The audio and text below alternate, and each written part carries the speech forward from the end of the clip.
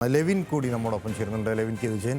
Levin, ഇവരെ ഈ ആളുകളെ ബാധിക്കപ്പെട്ട ആളുകളെ നേരിട്ട് കാണുകയും അവരോട് സംസാരിക്കുകയും ചെയ്ത ഒരാൾ കൂടിയാണല്ലോ ലെവിൻ.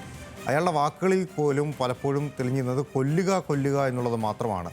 ഈ നിലവിലുള്ള രണ്ടുപേരെ കൊന്നതിന് പുറമെ പുഷ്പയെ കൊല്ലണം, ഒരു പോലീസുകാരനെ കൊല്ലണം, സ്വന്തം ഭാര്യയെ കൊല്ലണം, മകളെ കൊല്ലണം, മരുമകനെ കൊല്ലണം, അങ്ങനെ കൊല്ലേണ്ടവരുടെ ഒരു ലിസ്റ്റുമായി നടക്കുന്ന ഒരു കൊടും ക്രിമിനൽ. ആ വാക്കുകൾ, അയാളുടെ വാക്കുകളിൽ നിന്ന് തന്നെ അത് പലപ്പോഴും പുറത്തു വന്നിട്ടുണ്ട്. അതേ ഭയം തന്നെയല്ലേ അവിടെയുള്ള ആളുകളുടെ ഉള്ളിലുമുള്ളത്.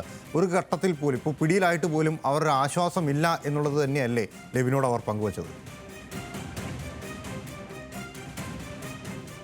തീർച്ചയായും ലാൽ, അത്തരത്തിൽ തന്നെയാണ്. കാരണം പുഷ്പയടക്കമുള്ള ഈ പ്രതിയുടെ ലിസ്റ്റിൽ ഉൾപ്പെട്ട ആളുകളുടെ ഭീതി ഈ പ്രതി ചെന്താമരാക്ഷൻ്റെ ബന്ധുക്കൾക്കും ഉറ്റ ബന്ധുക്കൾക്കും ഉണ്ട് എന്നുള്ളതാണ് ഏറ്റവും പ്രധാനപ്പെട്ട കാര്യം.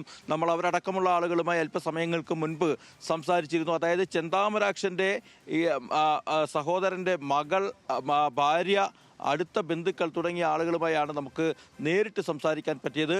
ഇയാളെക്കുറിച്ച് ഒരു തരത്തിലും ഒരു പിടിതരാത്ത ആള് എന്നുള്ള നിലയിൽ അട്ടർ സൈക്കോ എന്നുള്ളതാണ് ആ പെൺകുട്ടി നമ്മളോട് പറഞ്ഞത്. അത്തരത്തിൽ വലിയ ഭയം ആളുകൾ നമ്മളോട് പറയുന്നു. അത്തരമൊരു സാഹചര്യത്തിൽ മറ്റുള്ള ആളുകൾ, കുടുംബത്തിലുള്ളവരുടെ രക്തബന്ധുക്കളുടെ ആ ഭീതി എത്ര തന്നെയാണെങ്കിൽ മറ്റുള്ള ആളുകളുടെ ഭീതി എന്തുമാത്രമാണെന്ന് പറഞ്ഞറിയിക്കേണ്ട കാര്യമില്ല. പുഷ്പയടക്കമുള്ള ആളുകളുടെ വാർത്തകളിലൂടെ നമ്മൾ മനസ്സിലാക്കാൻ കാര്യമില്ല. ഇപ്പോൾ നിൽക്കുന്ന ഈ സ്ഥലം ചെന്താമരാക്ഷന്റെ വീടാണ്.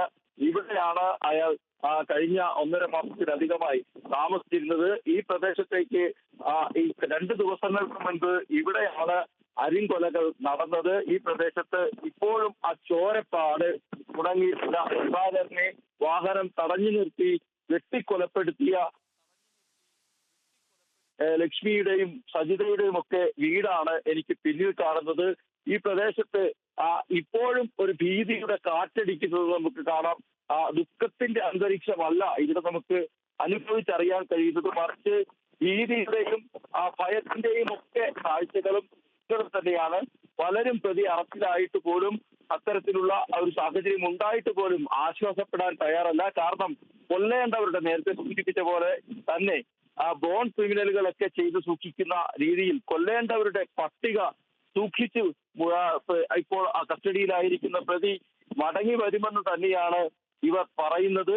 ഏതെങ്കിലും ഘട്ടത്തിൽ ജയിൽ ചാടിയാണെങ്കിലും വന്ന് താൻ ഉദ്ദേശിച്ച കാര്യം നടത്തുമെന്ന് ആശങ്കപ്പെടുന്ന ആളുകളും ഈ കൂടെയുണ്ട്.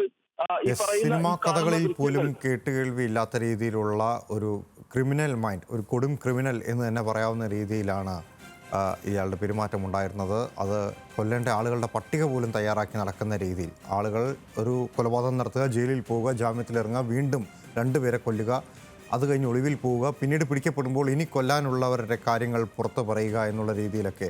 ഒരുപക്ഷെ ആദ്യഘട്ടത്തിൽ പോലീസിന് നൽകിയ പരാതികൾ കാര്യമായി പരിഗണിച്ചിരുന്നെങ്കിൽ ഈ സംഭവങ്ങളൊന്നും തന്നെ ഉണ്ടാകാതിരിക്കുമായിരുന്നു. പക്ഷേ പോലീസിൻ്റെ ഭാഗത്തുനിന്നുണ്ടായ ഒരു വീഴ്ചയാണ് അരിങ്കൊലകളിലേക്ക് നയിച്ചത്. ഇനിയും പോലീസിൻ്റെ മുന്നിൽ വലിയ പ്രതിസന്ധികളാണുള്ളത്.